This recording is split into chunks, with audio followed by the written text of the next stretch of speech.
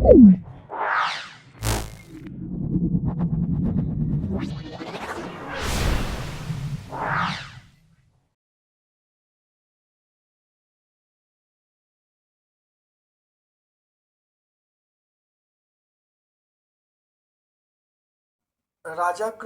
SB রাহা institution এবং ইটার girls high school সম্পূর্ণ solve করছি। ভিডিওটা প্রথম থেকে শেষ পর্যন্ত দেখো। ক্লাস 7-এর প্রত্যেকটা ছাত্রছাত্রী আমার ভিডিও থেকে উপকৃত হবে। আজকে প্রথমে ফিজিক্যাল সায়েন্স পোর্শন করাচ্ছি, দেখে নাও। লিনতাপ পদার্থের অবস্থার পরিবর্তন ঘটায়। তারপরে দুয়েরটা চলে এসো, স্বাভাবিক বায়ুচাপে গলনাঙ্কের অস্তিত্ব নেই, কর্পূর বলবো। আর কোন পদার্থ মানে কোন কণাটি পদার্থের রাসায়নিক ধর্মের দায়ী, এটা আমরা বলবো প্রোটন বলবো। হ্যাঁ, দেখে নাও কেন হবে। কোনো মৌলের ভৌত রাসায়নিক ধর্ম পারমাণবিক সংখ্যার উপর নির্ভর করে। বিভিন্ন মৌলের পারমাণবিক সংখ্যা কখনো এক হতে পারে না। প্রত্যেক মৌলের পারমাণবিক সংখ্যা, প্রত্যেক মৌলের আলাদা আলাদা ভৌত রাসায়নিক ধর্ম আছে, তাই পারমাণবিক সংখ্যাকে মৌলের মূলগত ধর্ম বলা হয়। তাহলে আমরা কি বলবো, পারমাণবিক সংখ্যা বলবো বা প্রোটন সংখ্যা বলবো। তারপরে কোনটা মৌলিক অণু, তাহলে মৌলিক অণু আমরা বলবো Cl2 বলবো। মৌলিক অণু আমরা বলবো যোজ্যতা, মৌলের কম যোজ্যতা 1 হতে পারে, সবচেয়ে কম যোজ্যতা 1 হতে পারে, 1-এর থেকে কম নয়। জলে বাষ্পীয় লিনতাপ আমরা বলবো 537 ক্যালোরি পার গ্রাম। পদার্থের অবস্থা পরিবর্তনের সময় তাপমাত্রা একই থাকে, তাপমাত্রা বা উষ্ণতা একই থাকে। আমরা তাপমাত্রা বলবো, উষ্ণতা একই থাকে। তারপরে দেখো 3-এর দাগের প্রশ্ন, বরফ গলনের লিনতাপ কত, এটা হলো 80 ক্যালোরি পার গ্রাম। ফারেনহাইট স্কেলে নিম্ন স্থিরাঙ্কের মান বলবো 32 ডিগ্রি ফারেনহাইট। জিঙ্ক, সেটা আমরা বলবো Zn, জিঙ্কের চিহ্ন হলো Zn। তারপর দেখো কোনো উষ্ণতায় ফারেনহাইট স্কেলে 800 ডিগ্রি সেন্টিগ্রেড হলে সেলসিয়াস স্কেলে মান কত। C/5 equal to F-32/9। এবারে ফারেনহাইট স্কেলের পার্ট বলা হচ্ছে 68, তাহলে 68 - 32/9 C/5, এটা বিয়োগ করো, বিয়োগ করলে হবে 54, এটা 6, তাহলে সি এর মান হবে 30। তাহলে অতএব সেলসিয়াস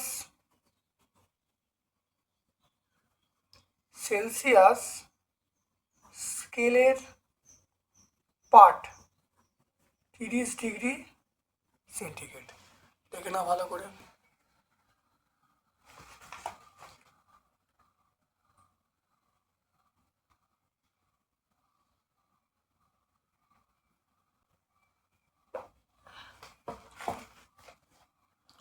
পরের প্রশ্ন দেখো চলে এসো, প্রত্যক্ষ সংযোগ বিক্রিয়া কাকে বলে, উদাহরণ দিতে বলছি। দেখে নাও, যে রাসায়নিক বিক্রিয়ায় বিক্রিয়ক পদার্থগুলি মৌলিক পদার্থ এবং বিক্রিয়ত পদার্থগুলি সমস্ত মৌলের সংযোগে উৎপন্ন হয় তাদের আমরা সংযোগ বিক্রিয়া বলবো। উদাহরণ দেখো, বলবো 2mg + O2 = 2mgO। দেখতে পাচ্ছ, এটা আমরা ছায়ার বইয়ে পেয়ে যাব।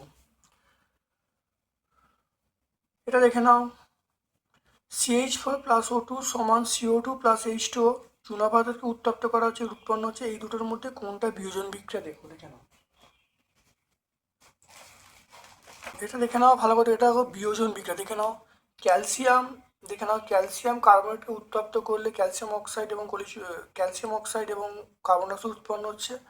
তা এটা উত্তপ্ত করে এটাকে ভাগ করা হচ্ছে। তাপ বা তড়িতের প্রভাবে যে বিক্রিয়া সংঘটিত হয় তাকে বলো বিয়োজন বিক্রিয়া। তাহলে আমরা এইটাকে বলো বিয়োজন বিক্রিয়া। এটা 98 পেজে তোমরা পেয়ে যাবে, টেক্সট বই 98-এ তোমরা পেয়ে যাবে। হাতে স্পিরিট ঢাললে হাত ঠান্ডা হয় কেন। দেখো, স্পিরিট হলো উদ্বায়ী তরল পদার্থ। হাত থেকে স্পিরিট বাষ্পীত হয়, বাষ্পীয়নের জন্য লিনতাপ হাত থেকে সংগ্রহ করে, হাতটা তাপ হারায়, তাই ঠান্ডা হয়ে যায়। এটা পেজ নাম্বার 13-এ আমরা পেয়ে যাব।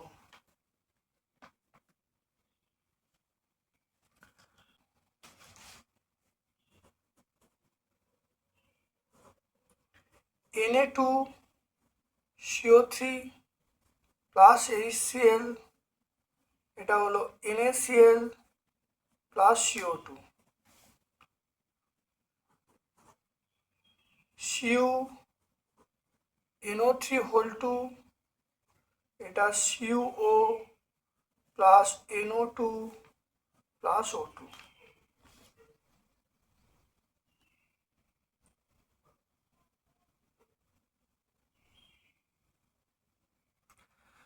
দেখে নাও, এটা আমরা এখানে 2 বলবো।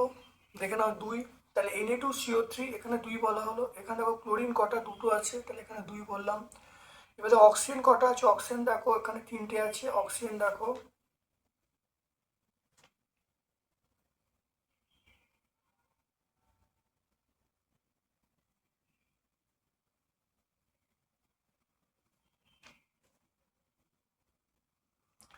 এখানে মনে রাখবে এই বিক্রিয়ায় কিন্তু একটা জল উৎপন্ন হবে। দেখো Na2CO3 দেখে নাও, এখানে দেখো হাইড্রোজেন কটা, এখানে একটা জল উৎপন্ন হলো। দেখে নাও এই বিক্রিয়াটা কিন্তু একটা জল উৎপন্ন হবে। তাহলে এখানে দেখো সোডিয়াম কটা, সোডিয়াম 2টো। দেখে নাও এটা সোডিয়াম, ভালো দেখে নাও সোডিয়াম কটা, সোডিয়াম 2টো, এই 2টো। তারপর দেখো এখানে দেখো হাইড্রোজেন কটা, হাইড্রোজেন 2টো, হাইড্রোজেন 2টো। অক্সিজেন দেখো 3টে, অক্সিজেন 3টে। কার্বন থেকে একটা, কার্বন একটা। তাহলে সমদ্বিতান হয়ে গেল। এটা পরেরটা 2 দিলাম, এটা 2 দিলুম। 2 দেওয়ার পরে দেখো কপার 2টো, তাহলে কপারে 2টো হয়ে গেল। এবার দেখো নাইট্রোজেন, নাইট্রোজেন 2টো, 2টো 4টে। এখানে নাইট্রোজেন কটা, 2টো, নাইট্রোজেন একটা, তাহলে এখানে 4 দেবো, 4 দেওয়া হলো। এবার দেখো অক্সিজেন, অক্সিজেন কটা, অক্সিজেন দেখো 6টা, 3 দুগুণে 6, এখানে 2টো। অক্সিজেন কটা, অক্সিজেন 6, 3 দুগুণে 6 আর 2 গুণ করলে 12, এখানেও 2টো আর 8টা, 10টা, 10 দিয়ে 12। তা দেখে আমার সমদ্বিতন হয়ে গেল।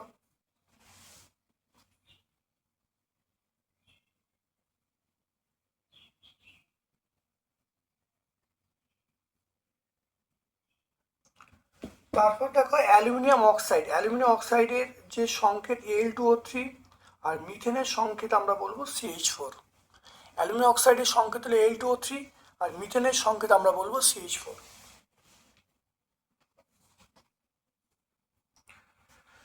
তারপর দেখো চুলে,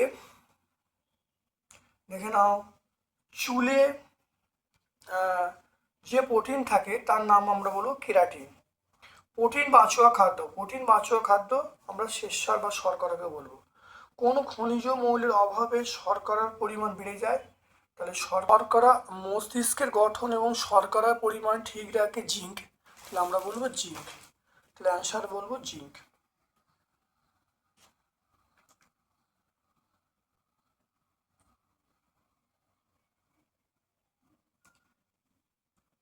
আচ্ছা, এবার চলে এসো 2 দাগের প্রশ্ন। হাত পা পেকে যায় ভিটামিন ডি এর অভাবে। সবুজ উদ্ভিদের সাহস অংশে অক্সিজেন উৎস আমরা বলবো সেটা জল। মিষ্টি, হলুদ এবং সস্তা বিরিয়ানিতে কোন জিনিস ব্যবহার করা হয়, এটা আমরা বলবো এটা অ্যাজিনোমোটো।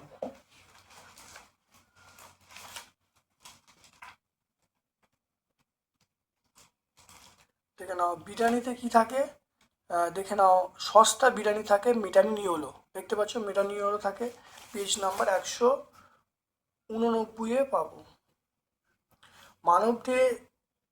মানবদেহ থেকে জল কিভাবে বেরিয়ে আসে, এখানে মনে রাখবে ঘাম এবং মূত্রের মাধ্যমে।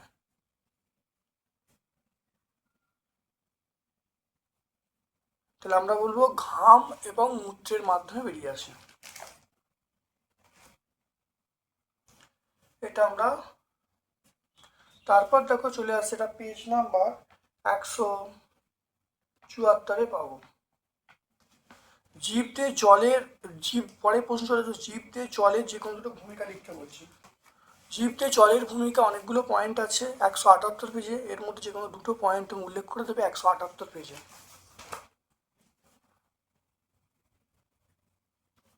খাদ্যতন্তু কাকে বলে দুটো উদাহরণ দিতে বলছি। দেখে না, এটা আমরা 160 পেজ দেখো পাবো, 160 পেজে। অর্থাৎ দেখে নাও হজম দেখে নাও, যে খাদ্য হজম হয় না, মলের মাধ্যমে বেরিয়ে আসে এবং কার্বোহাইড্রেটীয় খাদ্য জলে এটা গুলে যায়, তাদেরকে আমরা খাদ্যতন্তু বলবো।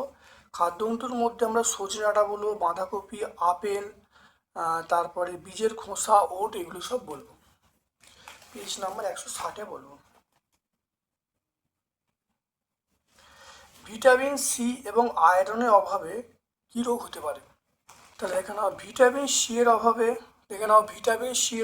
ভিটামিন সি দাঁত থেকে রক্ত পড়ে, রোগটার নাম হলো স্কারবি। তাহলে ভিটামিন সি এর অভাবে আমরা বলবো স্কারবি রোগ হবে।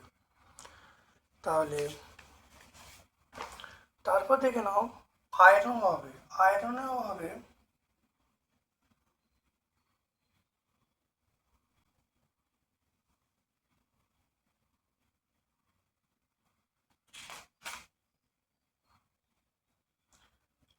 অভাবে আমরা যে রোগটা হবে তার নাম রক্ত অল্পতা। তাহলে রক্ত অল্পতা আয়রনের অভাবে হবে।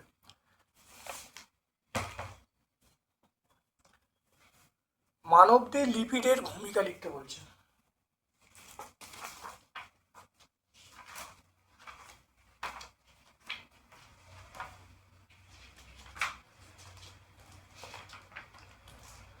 দেখে নাও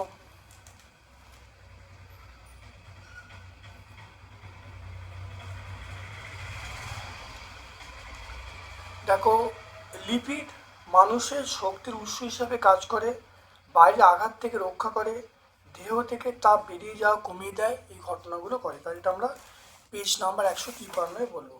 টেক্সট বই আমরা 153-এ বলবো। তাহলে 12তম স্কুলটা সম্পূর্ণ সলভ করলাম। ভিডিওটা প্রথম থেকে শেষ পর্যন্ত দেখো, ভালো লাগলে লাইক করবে, যারা চ্যানেলটাকে সাবস্ক্রাইব করোনি চ্যানেলটাকে সাবস্ক্রাইব করে নেবে, বেল বাটন ক্লিক করে দেবে। আমার পক্ষ থেকে সকলকে ধন্যবাদ এবং শুভকামনা জানাচ্ছি।